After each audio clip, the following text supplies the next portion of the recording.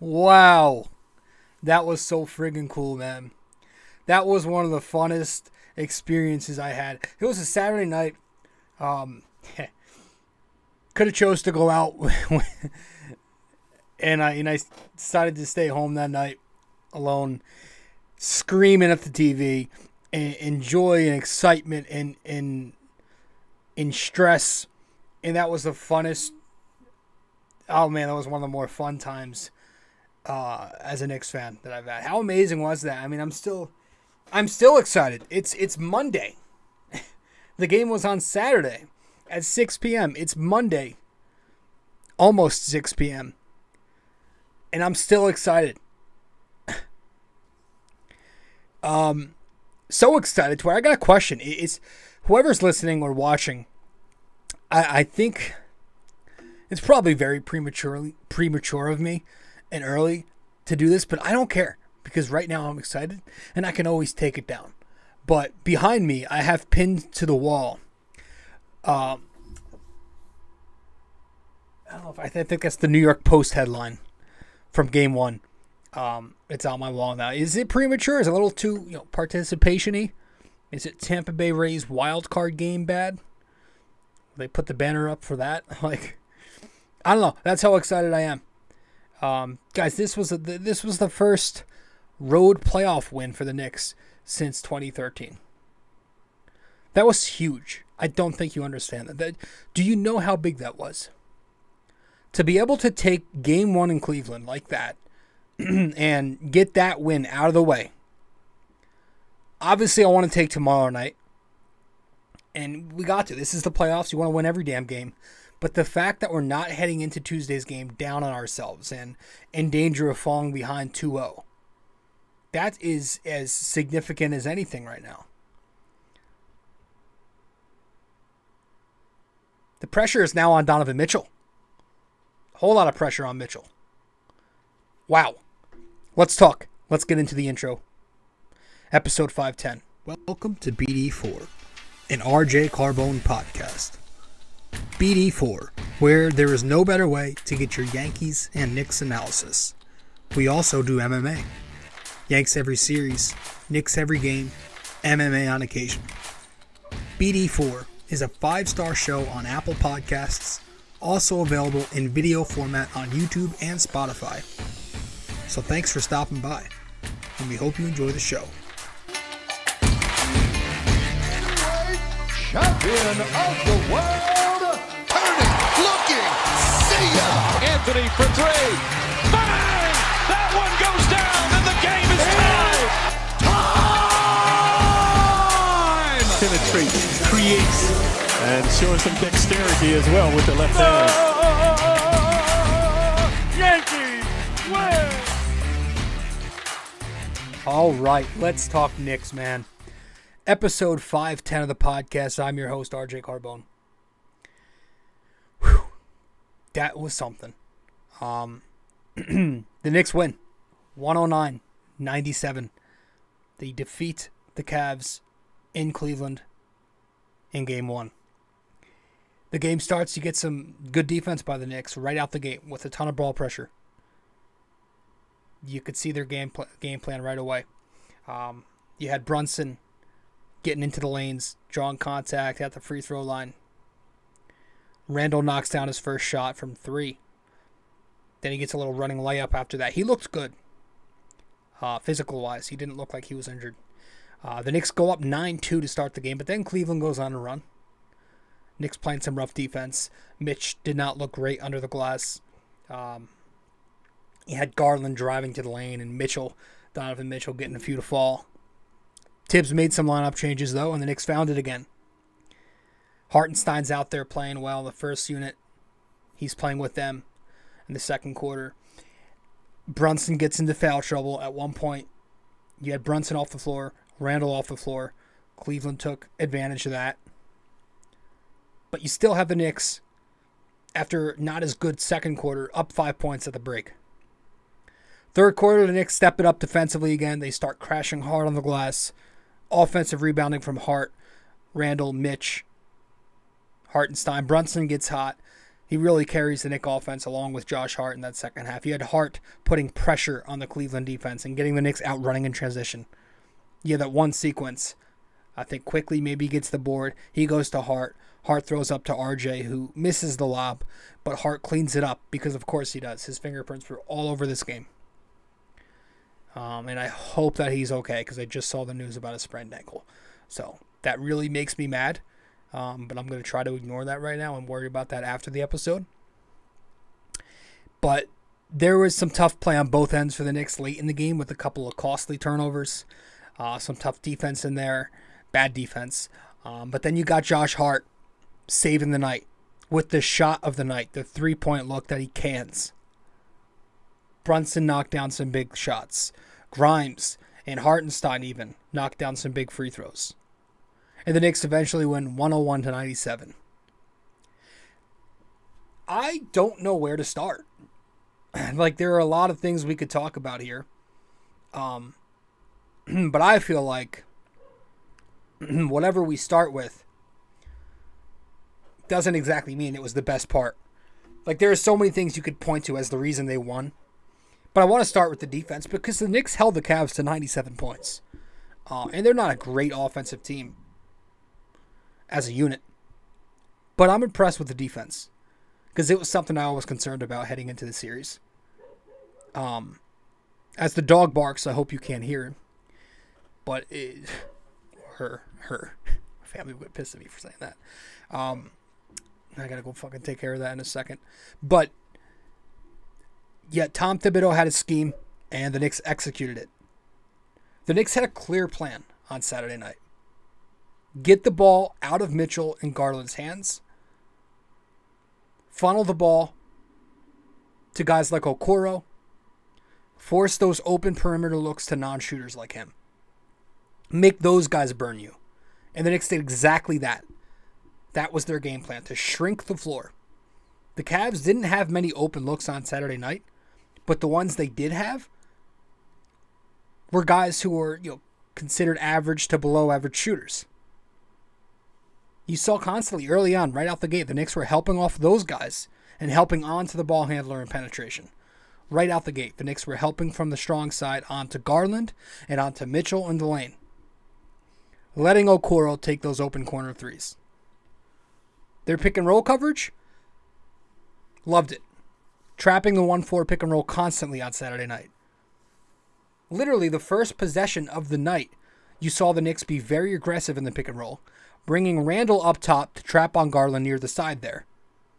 That forced the first of many turnovers early for Cleveland, as Garland threw it right into RJ's hands, and the Knicks would score in transition for, I think, their first basket. You had Brunson helping on to Garland to force an open look for Rubio, who also can't shoot. The Knicks were even using Brunson in this game, at parts, as an extra body to help in the paint, onto Allen, forcing turnovers down there on the entry pass. Third quarter, Brunson leaves Okoro in the left corner, crashes to the weak side block, and he tags Jared Allen. Ends up becoming a turnover for Cleveland. Knicks run the break. But with the Knicks constantly trapping in the pick and roll all night, the Cavs also had to often go to Evan Mobley in the short roll. But it was ineffective a number of times. If Mobley found a pass out of the short roll, or if he attacked himself out of the short roll, the Knicks had their anchors in the back line with Mitch and Hartenstein. The Knicks were very quick on their feet Saturday night. They made great rotations on ball movement. They looked very sound and disciplined. So I thought the defense, first and foremost, was just excellent. One of my biggest concerns for a while has been R.J. Barrett playing on the defensive side of the ball. I thought R.J. played pretty good defense. Cleveland tried switching him a little bit in the first half. But he had some possessions during this game where he held his own on Mitchell, on Garland. So I really like the defense. I'll say that the Knicks do have to be a little more careful when Donovan Mitchell crosses the timeline and he comes off those immediate screens by Jared Allen. Because Mitchell's going to pull up. We know he has crazy range. And Mitchell Robinson sometimes is a little bit hesitant coming up to the level. but he's got to at least keep his hand up on those ball screen actions and close out a little harder. I think in Game 2 tomorrow night, whichever big we have in drop at the time, has to make that read a little bit quicker, because Cleveland wasn't rolling hard. A lot of the times, like I said, Mobley would stop in the short roll. So if Mitchell's defender gets caught on the Allen screen while the big still isn't up yet, that's, you're toast. So I think they need to do a better job reading that roller. But listen, the Knicks they played to their identity. They played more physical than Cleveland did. They hustled, played hard-nosed, and they even, some would say they beat Cleveland up a little bit in the physical game, especially that pussy Mobley. The Knicks won the glass 51-38 on Saturday. They won the second chance points battle 23-12. They held Cleveland to only 40 points in the paint. So the Cavs may have the Twin Towers there. But I will say, whenever Bickerstaff ran Mobley at the 5, the Knicks were able to dominate the glass and eat up every single miss with Mitchell Robinson and Hartenstein down there. Randall, even Josh Hart too. They were just constantly relentless on the offensive boards. And that's them. That's who they are. It's their identity. They were constantly creating second chance opportunities, and they did it multiple times in the second half. I can recall a few sequences. How about the one in the third quarter where the Knicks kept getting the ball back over and over? Brunson misses, but Mitchell Robinson boxes out and draws a loose ball contact. Same possession, Randall misses. Josh Hart skies for the offensive board. RJ then misses. Mitchell Robinson hustles his ass off to grab the offensive rebound. Randall ends up finding a cutting Mitchell Robinson from the short corner for the basket. That was all in one possession. I thought that was just perfect. That was everything the Knicks are as a team right there. How about Hartenstein in the final 50 seconds of the game? Josh Hart this time misses the pull-up from right above the nail. But it's Isaiah Hartenstein who's able to corral it, coming from behind Allen on the baseline, and is able to tip it out to Grimes before Mitchell and Garland could come up with it. Even the sequence not long after that possession. Again, it may not seem like much from an outsider watching, but it felt gigantic. You have the Knicks up 10. No, I'm sorry. You have the Knicks up 2 with 10 seconds left. Brunson takes and misses the elbow 3. And Randall from the weak side elbow comes flying in to secure the board. He kicks out to Grimes, who then gets fouled and knocks down both of his big free throws. Yeah, just big-time possessions because the Knicks were playing physical ball. I mean, Randall was out there pushing Mobley the fuck around. Mobley finished with 8 points on 4-13 shooting. Shit, when they play Dean Wade out there, that's also easy money for Randall and post-up. It's an easy mismatch. I just think Julius should go away from isolating Evan Mobley on the wing. That's not a favorable matchup, but gotta say, I was worried about the physicality of the playoffs, because in the final few weeks of the regular season, we all know Randall picking up a few techs, losing his composure with physical play, right? But he showed on Saturday night in a game where officials most certainly swallowed their whistles. Breen was getting annoyed. Randall showed he was able to handle it. I think in Game 2, though, Cleveland's definitely going to come out more physical and more aggressive. They just lost Game 1 on their own floor. Their backs are kind of against the wall a little bit with 2 games coming up at the Garden this week. So I wouldn't be shocked if, they get real dirty with Randall, Brunson, and you see some scuffles. So Randall's just got to keep it together and not let anything lead to the extra free throw or God forbid worse.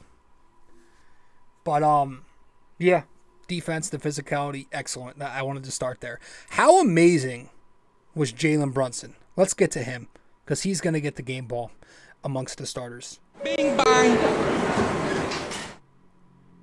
27 points, 2 steals, a turnover, 11-24 shooting, 4-4 at the line. 21 of those points in the second half. Early on in the game, he dealt with foul trouble. Barely played the first half.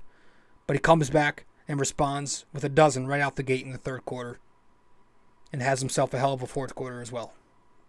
And that's why you signed the guy. That right there is why you signed Jalen Brunson. Not for the regular season, not for, awards like most improved or trying to make an all-star team and worry about him being snubbed. No, who gives a shit about all that? That's over. You signed Jalen Brunson to go to work in the clutch, in the playoffs. And this kid, just like Kendrick Perkins said, he's no longer just a fun story. He's legitimate. He's a legitimate crunch time performer. There's your difference between the Atlanta series, which I promise not to keep bringing up, and this series. You no longer have to just rely on Julius, who's never been a credible number one down the stretch. Now you've got a legitimate guy for that. You got a playmaker. Sure, Brunson had a bad turnover, missed a tough shot in crunch time, but he also scored 9 points in the fourth quarter, 7 of them coming in the final 5 minutes. Clutch.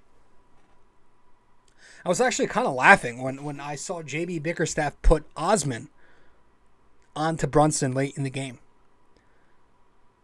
Okoro gave Quickly a tough time, and I think if you put him on Brunson enough, he'll make Brunson work. But they went Osman over Okoro, over Mitchell, which says a lot about Donovan Mitchell's defense. It's not good, and we know that. Brunson knows that. He torched him up last year with Dallas. He did it all of this year in each of the 4 matchups with Cleveland, and he did it Saturday night a little bit.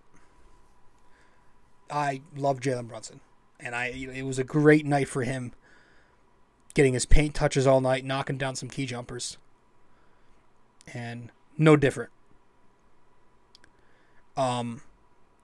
Maybe my only nitpick with the Knick offense in this game was late in the game, once again, kind of forcing it to Brunson and relying on him a number of times. Went away from the ball movement. I get it. At the end of the day, your star players will win you the game or lose you the game. I still feel, though, that you don't have to force it, and there's a balance that you should try and find. You got other guys to look at. But that's really my only big-time complaint. I thought the offense worked good. The process was there. The Knicks are going to run those guard screens all series long, by the way. Jalen Brunson is going to hunt Donovan Mitchell on switches this series. I can guarantee you that. He's going to hunt it.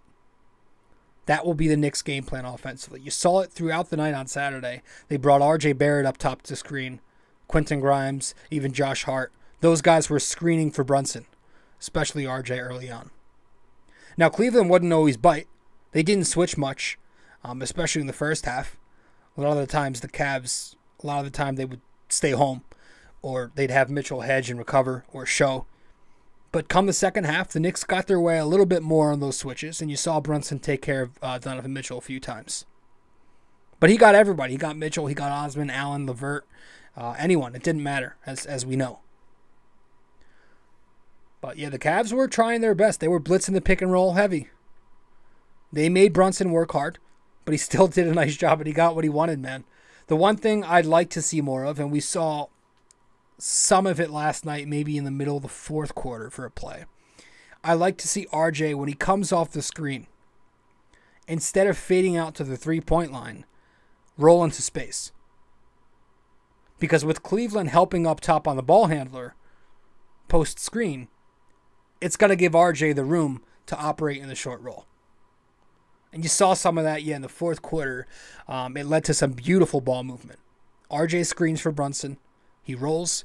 Brunson finds RJ in the short roll. RJ kicks to Hart, I think, in the weak side corner. Then Hart kicks to Randall on the elbow three. So,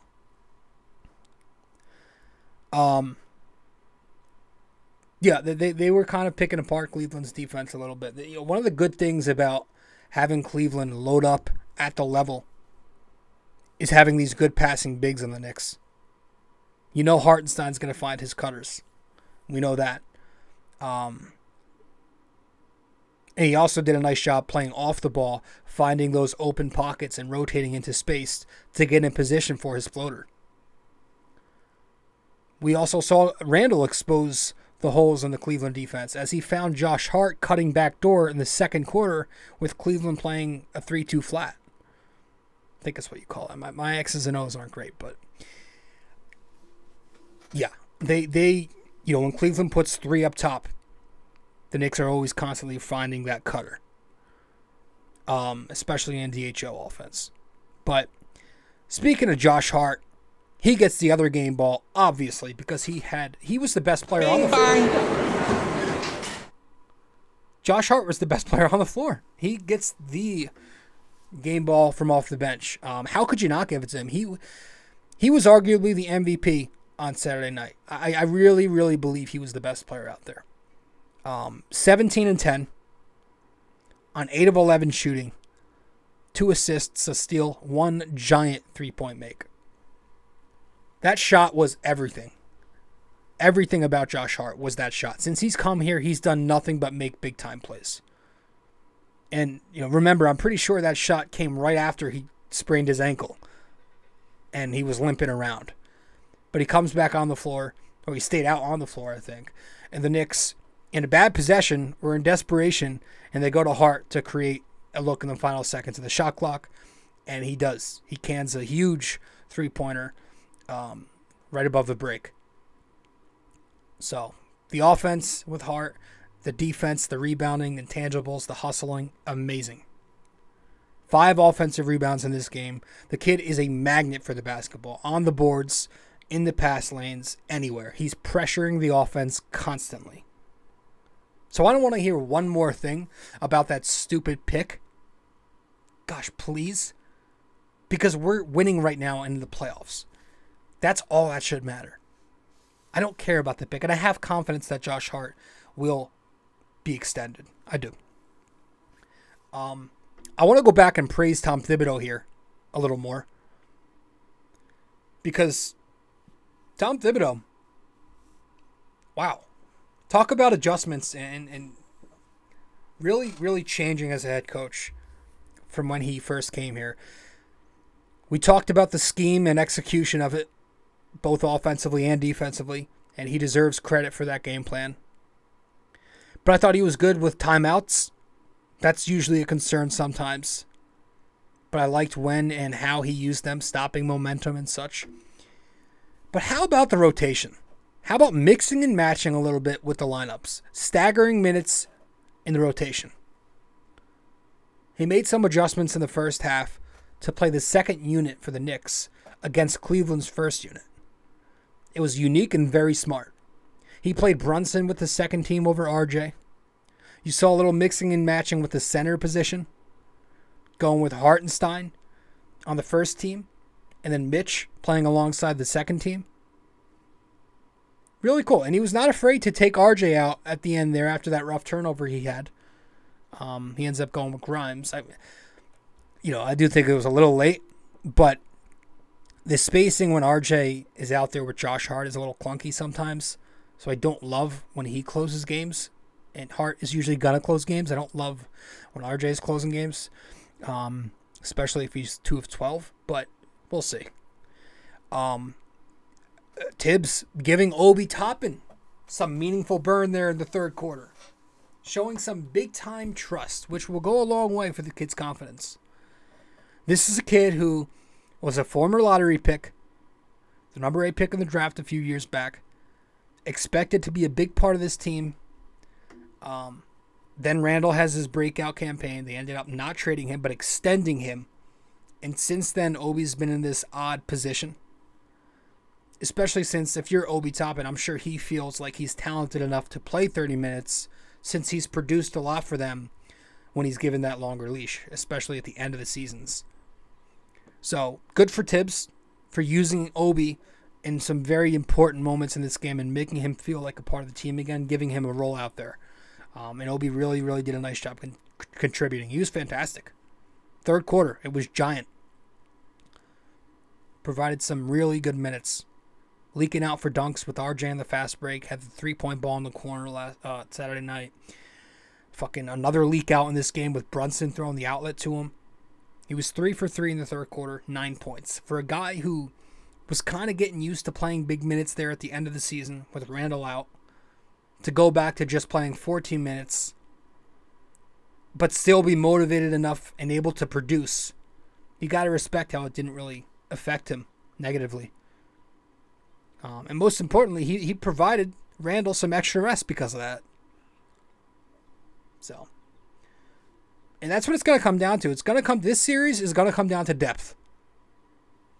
And I think, I'm not so sure that the Cleveland Cavaliers have the depth to take on the Knicks. I just don't know.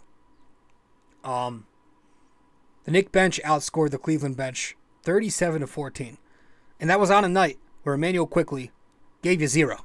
He was 0 for 5 from the field, had 3 points that I don't even remember him scoring. The Cleveland bench got nothing. 3 from LeVert, 2 from Wade, none from Rubio, 9 from Osman.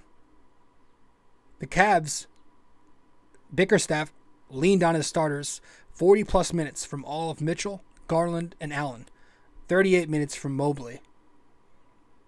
And you needed a 38-point performance from Mitchell, but you still lost. The most minutes from a Knick was Randle's 34. How about that? That's very different from Thibodeau. So the Knicks have their 9 guys. I feel like Cleveland has their big 4. The Knicks won this game getting essentially 0 guard play, and they won. Between RJ, Quickley, and Grimes, that's 3 for 21 shooting on Saturday night. 15 points. That's 14% from the field. And Brunson only got, again, 9 minutes in the first half. So those are guys who normally aren't playing that poorly. So if they bounce back, if they play well in their roles tomorrow night, it's only good things for the Knicks. I think Quickley's going to bounce back. You never see Quickley go over. Last time he went 0 for 5 was in a November game against Golden State. So, yeah. Some individual performances. I know we talked a lot about Brunson, Hart, Obi Toppin, Randle. Obviously, his first game back in a while from the sprained ankle. He was a game-time decision. Doesn't shoot well. Just 7 out of 20. 3 of 10 from 3. Also had 5 turnovers. But while that does need to pick up ASAP, yes, we've got the depth, but it does need to pick up. Cleveland could easily have better nights from some of their role players, so we need Randle to start picking it up. He can't be a playoff choker again. The resume's starting to build here. It's time for him to start knocking down some shots. We'll give him the game. Coming back from the injury, great. But I still think, despite shooting poorly, he played decent basketball. He made the right passes.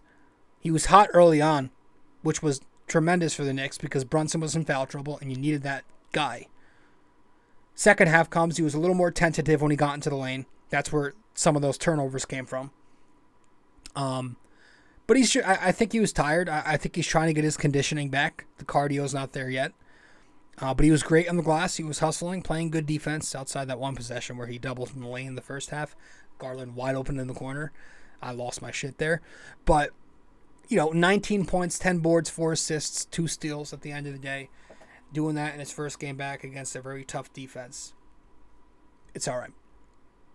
RJ Barrett obviously shot the ball horrendously. 7 points on 2 for 12. 1 of 5 from 3. 3-pointer remains off. But his inside game was also off. Missing some bunnies. That's going to be a problem, I feel, with Cleveland's rim protection. If RJ can't get it going at the rim, he might be a non-factor offensively. I will say he played strong defense. He made smart passes. He had 6 assists. He was picking his spots. Was very active as a passer early on. He finished with 4 steals, often leading the Knicks out on the break. Played the pass lanes well. He stuck with the Cleveland backcourt well with his size, so that was a nice positive. He had Cleveland attacking RJ plenty early on, looking for switches and looking to run sets on him with Mitchell as the screener for Garland and trying to get RJ and Grimes to switch. But, yeah, we're going to eventually need more offensively from RJ. He's got to be able to put it all together. And again, in the front court, Mitchell Robinson, some rough first half moments. He did pick it up by the second half. Controlled the paint on both sides nicely. Hartenstein was awesome. The key rebounds, the free throws. Yeah, it was a good first game. That's all I have on it. We're going to head to break. And what we're going to do when we get back from break, since we didn't have the time to create a report card and, hand out our final report cards of the regular season, we're just going to run through the grades individually and also the Bing Bong Balls, who led in those. So we'll get to that when we get back from break. Stay with us. Be right back. Hey guys, so if you are a listener of the podcast often and you want to know where to find me on social media, you can find me on Facebook at BD4. You can find me on Twitter at BD4Pod. And you can also find me on Instagram at Rob J. Carbone.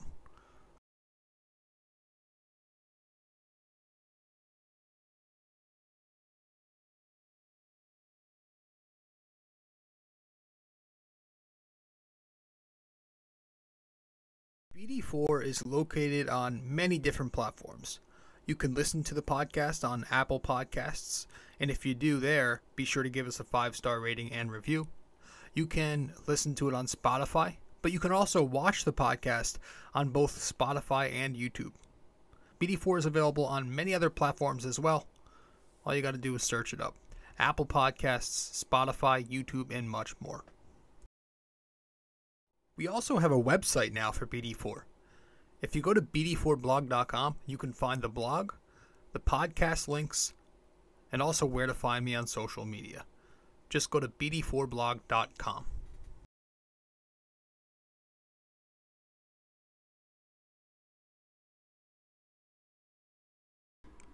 Welcome back from the to the show. I'm your host, RJ. So we're going to run through these report cards real quick. I didn't have time to get that episode up, but as you know, all these grades are relative to individual expectations. So just because one player might have a higher grade than another doesn't mean that player has been better than the other. It just means he has played to his expectation better than the other guy has. We're going to start this by reading in order of who has the most Bing Bong balls. So the MVP of the second unit had the most Bing Bong balls. 38 Bing Bong balls on the season for Emmanuel Quickly. And I'm giving him an A+ this season. The second most Bing Bong game balls on the team went to the guy who was the MVP of the first unit and also the MVP of the team. With 33 Bing Bong game balls on the season, 5 less than Quickly, was Jalen Brunson, who gets an A this season. Who gets an A. Randall is the next in line with 23 Bing Bong game balls on the year. He gets an A-. Josh Hart, who came here at the trade deadline, is 4th on the team in Bing Bong balls. He finished 4th with 13. He gets an A-. RJ Barrett, 11 Bing Bong balls. Gets a C on the season. Gave Obi Toppin a C+, 9 game balls. Hartenstein also had 9 game balls. He gets a B. Deuce McBride, 8 balls on the year. B-. Quentin Grimes had 5 game balls. Gets a B. Jericho Sims had 4. Gets a B-. Fournier had 3. Doesn't get a grade. Didn't play enough. Cam Reddish. He finished with 3 before he got traded. Didn't get a grade, obviously. Mitchell Robinson finished with 2 on the season. Gets a B. Obviously, it's not, when you play with the starters, Mitchell Robinson plays with Brunson. He plays with Randall. So he's not going to win a lot of awards, but he had a good year. Derrick Rose is the last. He actually earned 1 Bing Bong game ball this year. I don't remember that. Damn. Doesn't get a grade because he didn't play enough. So the Knicks as a whole, their regular season, I'm giving them a... I think I'm going to give the Knicks an A-. I'm giving the Knicks an A-. They had a phenomenal year. So that said, guys, we're going to head to our final break, get back and wrap this up with our trivia question of the day, and that'll be that. Let's get to it. Be right back. Studio 69 Productions is a podcast production agency created by Leo Rodriguez to allow content creators to market their podcast. It's an online platform that will market your podcast or any other project that you're working on. Get in touch with Leo Rodriguez from Studio 69 Productions. You can find Studio 69 Productions on Instagram at Studio69NJ. Studio 69 Productions, where dreams are heard and born.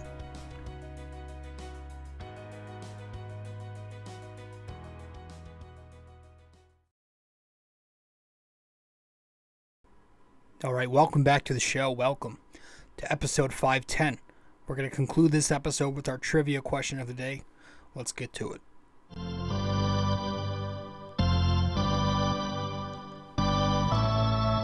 All right, so for this episode 510, our trivia question is, including Saturday's Game 1, is the Knicks' all-time playoff record versus the Cavs positive, negative, or 500?